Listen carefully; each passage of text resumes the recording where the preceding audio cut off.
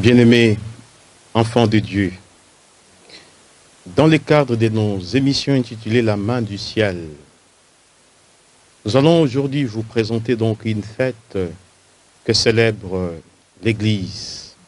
L'Église célèbre la conversion de l'apôtre Paul, une grande figure du christianisme qui a marqué le début de l'Église. Nous avons dans le Nouveau Testament beaucoup de ses écrits, beaucoup de ses lettres. Au dire de certains théologiens, l'apôtre Paul serait même le fondateur du christianisme.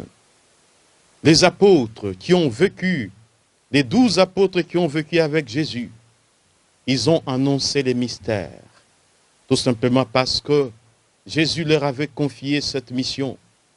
Quant à l'apôtre Paul, il ne s'est pas tout simplement contenté d'annoncer les mystères. Il a explicité ces mystères de manière intelligible. Aujourd'hui, nous parlons de sa conversion. Comment parler de la conversion de l'apôtre Paul? Avant sa conversion, qui était-il? Découvrons d'abord cette figure importante donc du christianisme. L'apôtre Paul était d'abord à l'école de Gamaliel, un pharisien. Il a vécu dans la diaspora et pourtant il a su bien garder sa foi juive. C'est un pharisien jaloux. Il a étudié la loi, il a étudié la tradition de ce père et il défendait la tradition de ce père.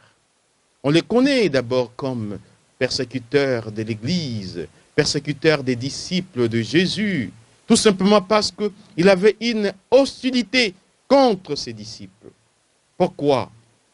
Le christianisme était perçu dans ses débuts d'abord comme une secte qui trahissait la religion juive. Tous les apôtres, c'étaient des juifs. Mais quand Jésus a lancé les filets et qu'il a donc appelé les apôtres qui se sont mis à sa suite, ces apôtres devraient mettre leur pas dans le pas de leur maître. Ces apôtres qui, à un certain moment, ont été expulsés de la synagogue, tout simplement parce que, quand l'Esprit Saint est descendu, ils ont obéi à ce que leur maître leur avait dit. Actes des Apôtres 1, verset 8. Vous allez recevoir une force de l'Esprit, vous serez mes témoins à Jérusalem, en Samarie, en Judée, jusqu'aux confins de la terre. Quand les apôtres ont répandu la bonne nouvelle, il y a eu des païens qui les ont rejoints. Dans ce début, les apôtres allaient participer à la prière juive dans des synagogues. Mais comment alors faire entrer les païens? Et là, il y a eu la première séparation entre les apôtres et le judaïsme. Ils ont été expulsés. L'apôtre Paul avait un amour jaloux pour le judaïsme. Quand les chrétiens disaient que Jésus est Dieu, c'était presque, en quelque sorte, blasphémer le Dieu un, le Dieu monothéiste qui s'est révélé à son peuple Israël. C'est Dieu, Jésus, non seulement il est un homme, comment peux-tu devenir Dieu? Comment peux-tu devenir donc Messie, Mashiach? C'est lui qui doit donc libérer tout le monde, qui doit sauver le monde entier. Alors, l'apôtre Paul ne comprenait cela. Un Messie qui doit mourir honteusement sur la croix, ce n'est pas un Messie digne de son nom. Alors nous comprenons pourquoi est-ce que l'apôtre Paul, qui s'appelait encore Saoul, s'acharnait contre les chrétiens. Pourquoi? Parce qu'il pensait, il croyait, et il les défendait avec tout l'amour jaloux du judaïsme. C'est Jésus, n'est pas tout simplement Dieu, il est trine. Et croyant la Trinité, comment concilier la Trinité avec la profession de la foi, Deutéronome 6, verset 4. Écoute Israël, le Seigneur notre Dieu est l'unique Dieu. Le peuple Israël récite cette prière du chemin. Israël 3 fois par jour. C'est le cœur, c'est leur credo. Mais comment est-ce que les apôtres vont dire que Dieu n'est pas simplement un, il est trine? Voilà tout le problème. Alors, l'apôtre Paul devrait maintenant défendre l'authenticité de la religion juive, raison pour laquelle il persécute l'Église, raison pour laquelle il tuait les disciples de Jésus. Lorsque Étienne a été lapidé, l'apôtre Paul était là. Il approuvait même le meurtre d'Étienne. Un juif pratiquant. C'était à cause de l'amour de ce père, de la religion de ce père, qui défendait le judaïsme. Voilà un jour. Ce sont les actes des apôtres qui nous les décrivent. Actes des apôtres chapitre 9, verset 22, disent les suivants, la conversion de l'apôtre Paul. Un jour, l'apôtre Paul est parti pour aller arrêter les chrétiens, les ligoter. Et sur le chemin de Damas, voilà la révélation. Voilà, lui-même l'apôtre Paul, tellement que cet événement a été marquant dans sa vie. Il va revenir plusieurs fois pour justifier l'authenticité de sa foi au christianisme. Saul, Saul, Saul, pourquoi me persécutes-tu? Quand tu l'as vu une lumière, lui-même il parle de la lumière inaccessible. Cette lumière qui lui est apparue sur le chemin de Damas. Et une voix se fit entendre. Saul, Saul, Saul, pourquoi me persécutes-tu? Il n'a pas répondu. Il a posé aussi une question à la voix. Qui es-tu, Seigneur? Je suis Jésus que tu persécutes. Tout a changé. Oh, c'est Jésus qui connaissait par oui dire. C'est Jésus dont tu avais les informations. C'est Jésus dont tu ne croyais pas qu'il était le Messie. Je suis Jésus que tu persécutes. Or, l'apôtre Paul n'avait jamais vécu avec Jésus dans sa chair. Il ne l'a pas connu physiquement. Il l'a connu dans sa glorification, dans son exaltation. C'est lui qui est apparu sur le chemin de Damas. C'est avant tout le Christ ressuscité. Nous parlerons des clés ou des points qui constituent donc les clés de la pensée de l'apôtre Paul, entre autres la résurrection, parce que c'est lui qui lui est apparu sur le chemin de Damas. C'est Jésus, non pas dans son incarnation, c'est le Christ ressuscité. L'apôtre Paul ne connaissait pas le Christ. Il persécutait ses disciples. Là, nous voyons déjà la dimension du corps. Il persécute les disciples. Et pourtant, par les disciples, il persécute l'Église. Il persécute Jésus. Parce que Jésus est dans les disciples. Jésus est dans chaque croyant. Et quand tu te prends à un croyant, tu te prends à Jésus. C'est ce que ça veut dire. J'aime beaucoup ces petits chants-là que chantent les Ivoiriens. Je suis un enfant de Dieu, je suis un enfant de Dieu. C'est lui qui m'a touché, a touché mon Dieu. L'apôtre Paul ne savait pas que en touchant les disciples, il touchait Jésus, il touchait Dieu. Et alors, il va aller, il sera conduit. Il est tombé aveugle. Les écailles de ses yeux sont tombées. Tout en étant aveugle, il est allé chez un homme appelé Ananie. Et Dieu avait avisé cet homme dans un songe. Parce qu'il ne voulait pas acquérir un persécuteur des chrétiens, des disciples de Jésus. Dieu dira à Ananie, accueille cet homme. Cet homme m'est un instrument que je me suis choisi. Et moi, je lui montrerai combien il souffrira pour mon nom. Qu'est-ce que l'apôtre Paul a fait? Après, d'abord sa visite chez Ananie, il a rejoint les collèges des apôtres. Il a rejoint l'apôtre Pierre. Il a commencé à raconter maintenant ce qui lui est arrivé. Et quand il racontait cela aux apôtres, ils étaient méfiants. Que cet homme, on le connaît. Oh, la conversion, c'est quelque chose de grand, d'extraordinaire, de miraculeux. Quand c'est plus que la résurrection des morts.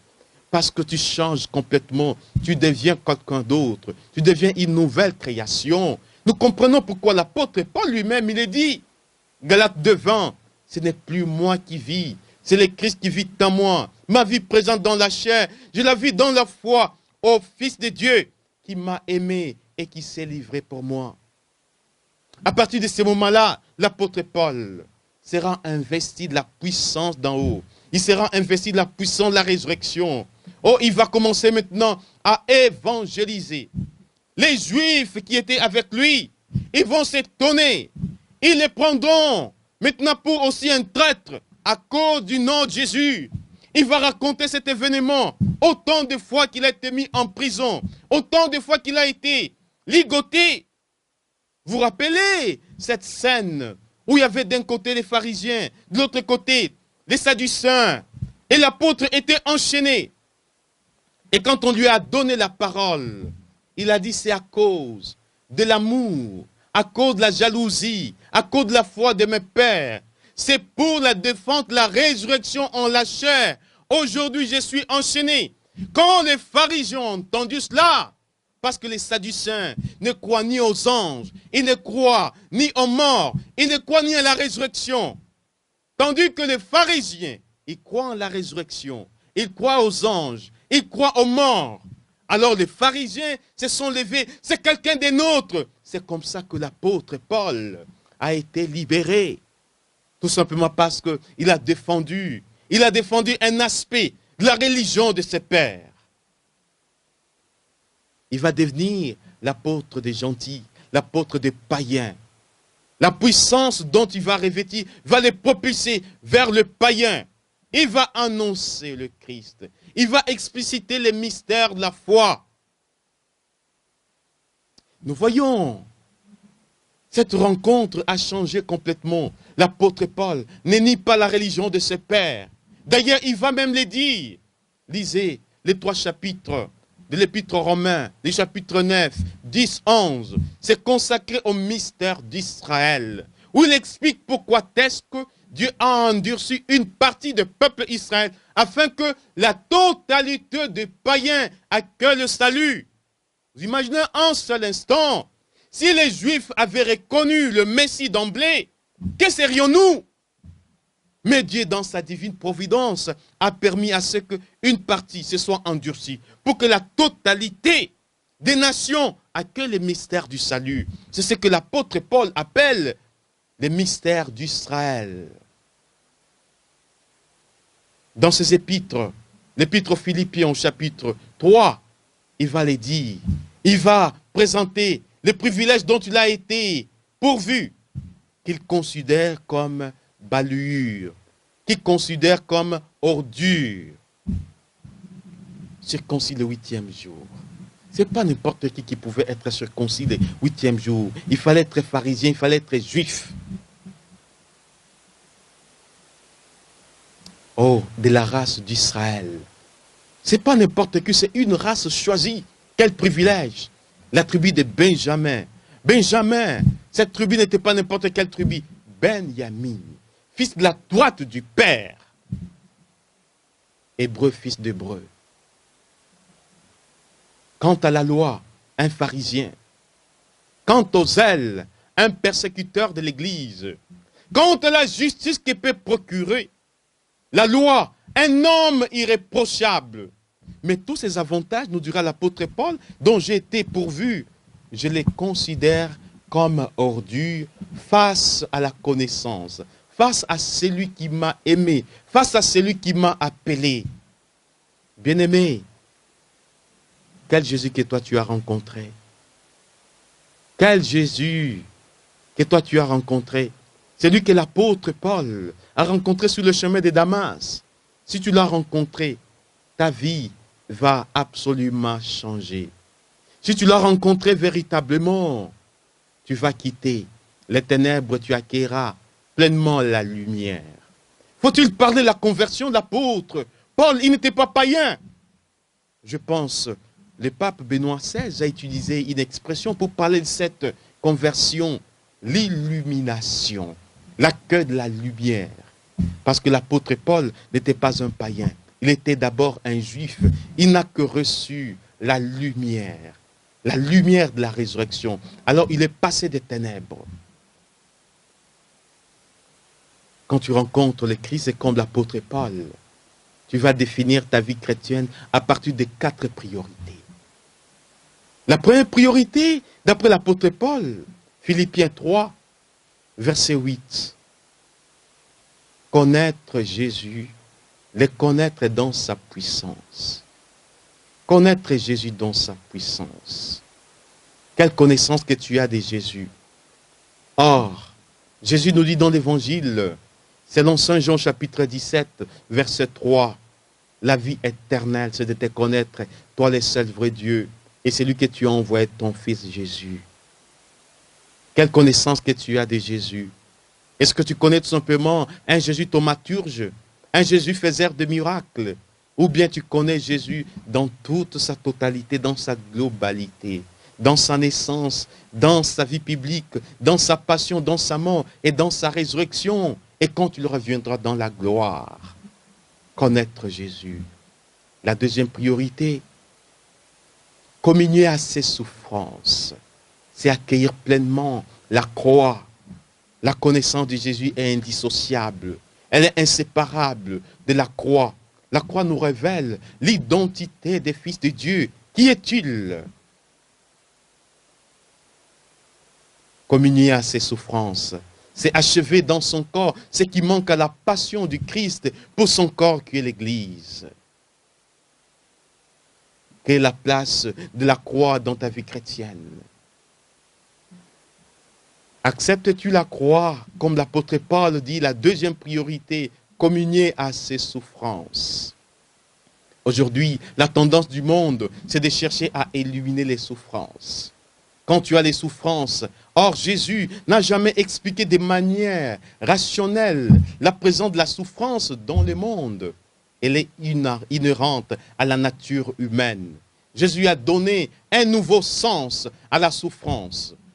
En l'accueillant, en consentant à elle. Et après, il va offrir cette souffrance pour qu'elle devienne une offrande de bonne odeur devant l'autel de Dieu. Lui devenir conforme, c'est la ressemblance.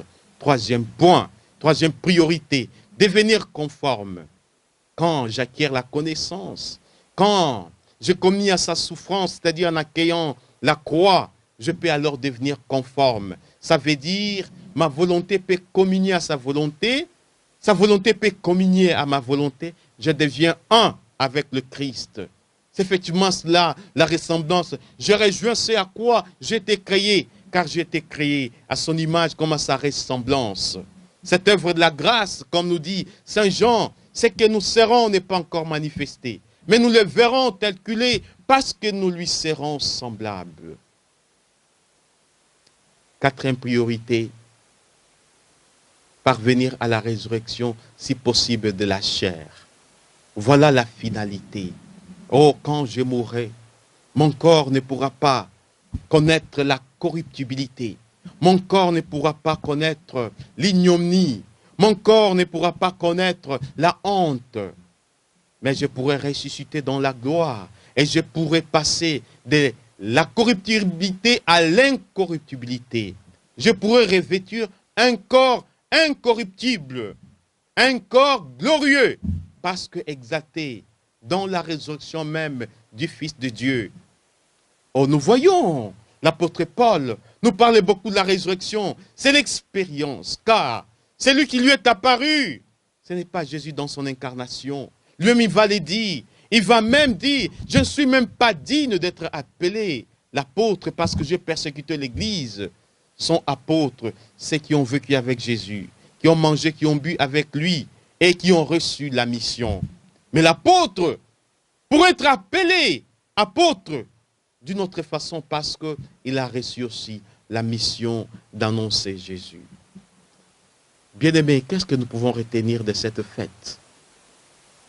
De cette grande figure du christianisme qu'est l'apôtre Paul.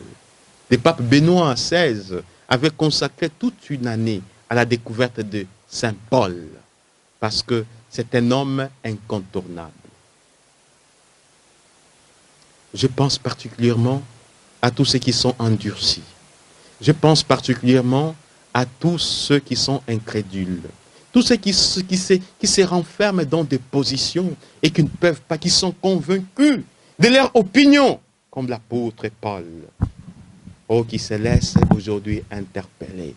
Dieu a les derniers mots sur ta vie. Dieu a les derniers mots sur ta vie. Sors de tes convictions qui peuvent être erronées, accueille pleinement la révélation de Jésus.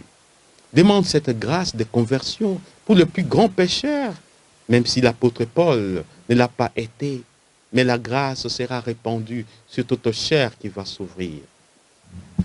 Vous qui suivez cette émission, prenez un petit temps de silence et intérieurement demandez la grâce de la conversion par l'intercession de l'apôtre Paul.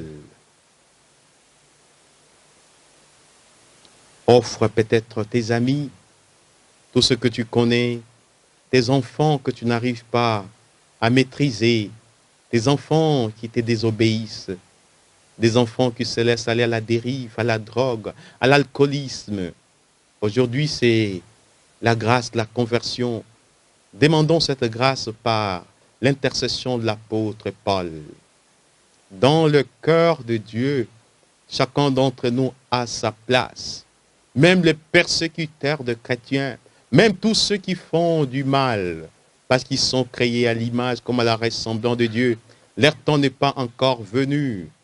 Viendra le temps où ils vont sortir des ténèbres pour acquérir pleinement la lumière, quand Dieu sera tout en tous. Que le Seigneur vous bénisse, lui qui est éternellement Père, Fils et Saint-Esprit. Amen. Pour toutes vos questions en rapport avec la manne du ciel, envoyez-les par SMS au numéro suivant 084 04 21 675 ou 097 20 46 856 ou encore à notre adresse email umodiaradiotélé@yahoo.com.